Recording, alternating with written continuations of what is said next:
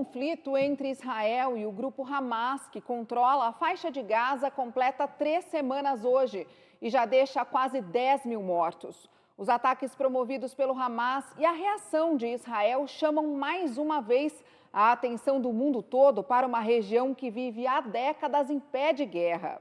E para explicar os motivos e as possíveis consequências de mais uma onda de violência na região, eu recebo aqui no estúdio do Câmara Viva de hoje a professora de Relações Internacionais da ESPM, Denilde Roushacker.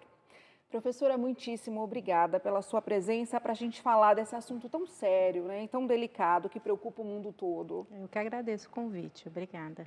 Professora, a gente sabe que esse conflito não vem de hoje. Quais são as origens dessa briga entre Israel e os palestinos?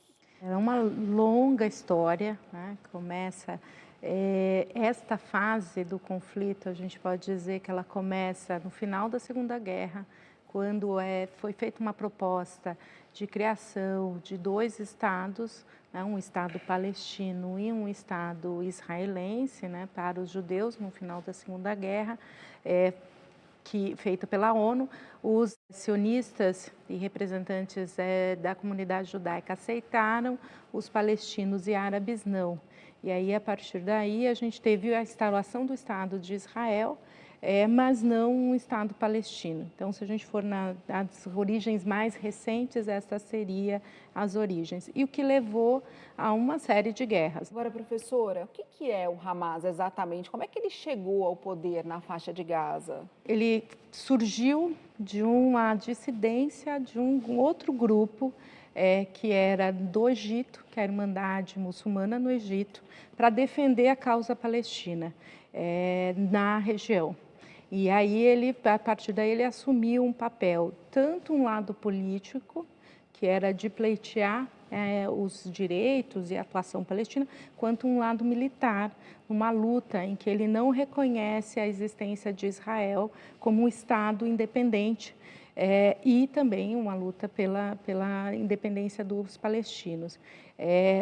Quando ele assume esse papel, consegue ser eleito na faixa de Gaza, para assumir a autoridade na região da faixa de Gaza e a autoridade palestina na Cisjordânia.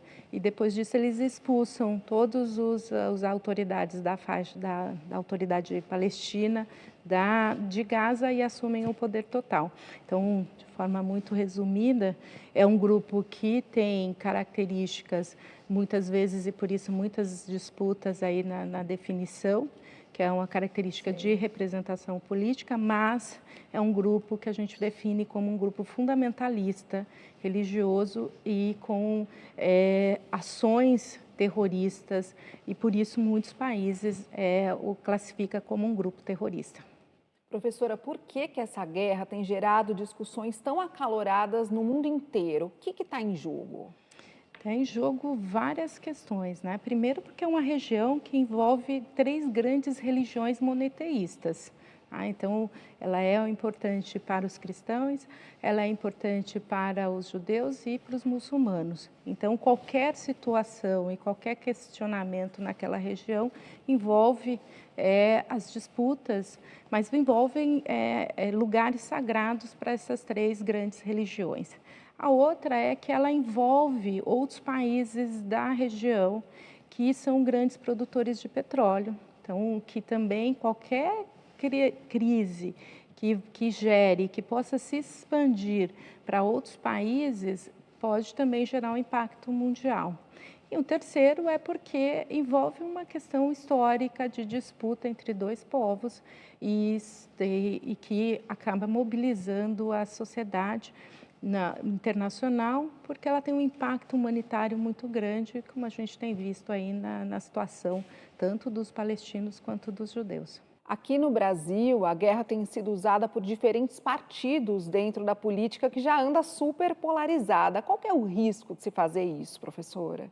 Polarizar mais, né? Esse é o grande risco. A questão a questão israelense e a questão palestina, ela acaba sendo um tema muito importante interno, porque a gente tem 2 importantes comunidades, tanto as ligadas aos o islamismo, aos árabes e também aos judeus que estão ligados a Israel. Então, isso já polariza nesse sentido.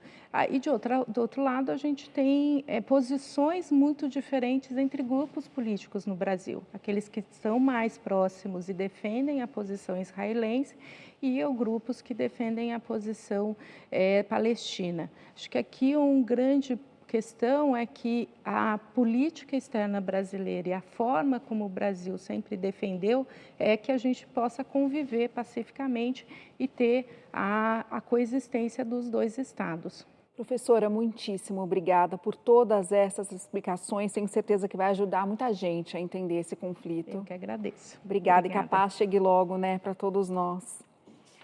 A Câmara Municipal de São Paulo está debatendo a revisão do zoneamento. Essa é a lei que define o que pode ser construído em cada área da cidade. Serão mais de 30 audiências públicas. Participe!